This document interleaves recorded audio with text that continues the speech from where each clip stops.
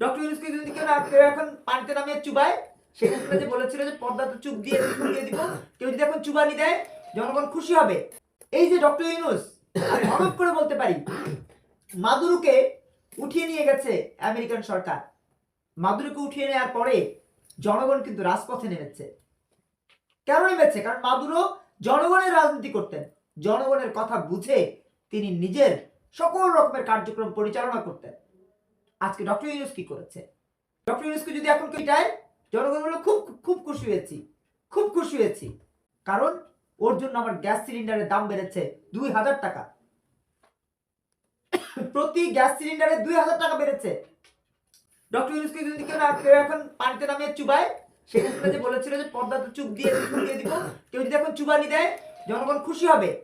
কারণ জনগণ দেখেছে যে যখন সিজন, যখন মৌসুম, সেই মৌসুমের সময় ফুলকপির দাম 10 টাকার জায়গায় 50 টাকা চলছে।